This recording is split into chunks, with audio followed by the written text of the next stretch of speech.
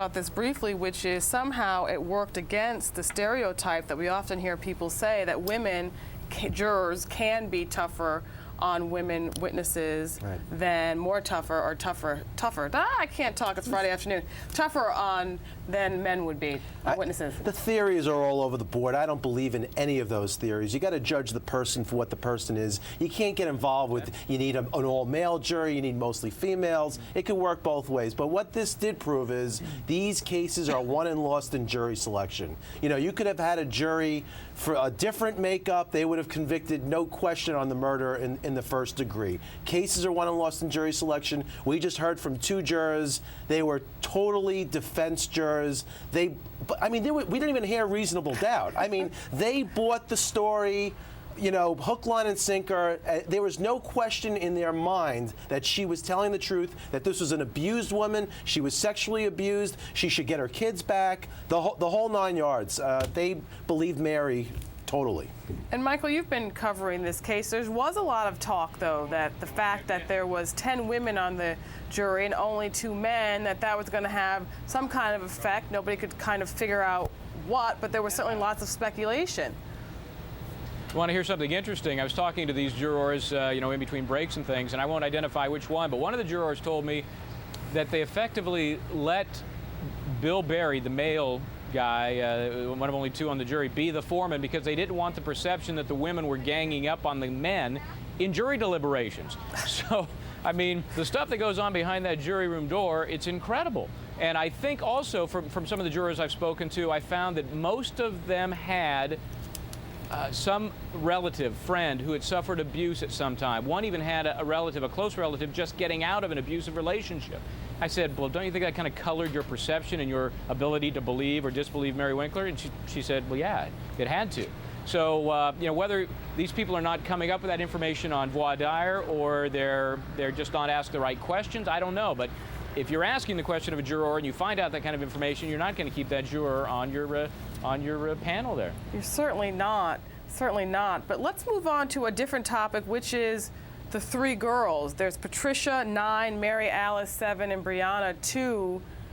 There is a custody battle here. Michael, you want to tell us what's going on there? Boy, it's a... Shaking his head. Let's go ahead, respond, David. Sonny, I respect you, but I mean, if you're the judge in this case and you're listening to this and you have Mary Winkler on one side and you have the grandmother on the other side, you are hearing this articulate woman who loves her grandchildren, who is going to provide a safe environment for these children to grow up into productive members of our society. How could you not give the children, in light of all the evidence in this case, how could you not give the children to the grandmother? Yes, there's a presumption in the law that the mother should retain custody. Look at history, David. Look at history. But you know what? It's a rebuttable presumption. It is how it works. It's a rebuttable presumption. Once you kill the father of the children, that presumption goes out the window. Allegedly abusive of father. How many times have you really seen historically that grandparents get custody of children when one of the natural parents is alive? Very rare. There's definitely a bias, and there has been, I think, since the early 70s, not only in the legal system but in the social welfare system, that you want to do everything you can to reunify the family. And I think Michael Bryant made an interesting point here, which is in the state of Tennessee, they make a huge distinction between A and B felonies, murder 1, murder 2, and then the manslaughter, C felonies. So they're making a calculation that those 2 offenses are entirely different, that had it been a first-degree murder conviction, that it would be much more likely that the grandparents would be successful in terminating the parental rights. But with it being a Class C, and I guess my question is, should it be that way? Does it really make a difference as to why it happened? At the end of the day, the jury found that she illegally killed him. They found that there were mitigating circumstances, but voluntary manslaughter is homicide. It's against the law. It's a crime of passion, a crime. though. It's still a crime of passion. And don't get me wrong. I mean, I feel for these grandparents. I mean, they lost their son. I'm a mother. I have a son, and it's a horrible, horrible thing. And people do have choices.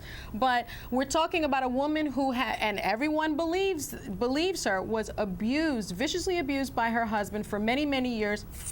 snapped, killed him. The evidence was so thin on that. I mean, I know the jury believed it. I'm really just did. saying that it just wasn't. We've certainly seen cases where you had a lot more, evidence. But David, you Sonny, were one. that's all well and good on the criminal case, but you have to think about these facts. She just kills the guy in cold blood and screams out upstairs, "All right, kids, let's go! Everybody, jump into the family car, and you know what? Take your sleeping bags because we're going on a long journey. We're going to take a ride to Alabama. I just shot Daddy. No problem. Let's go." I mean, this is a mentally unstable woman. I agree with David. And when you think about what's in the best interest of these children, any judge is going to look at this and say, these kids have to be with grandma under this set of circumstances. I could certainly see both of your arguments. That's what's so great about being a lawyer. I can see two sides to everything. But right now, we need to take a quick break, and clearly we got lots to talk about here. So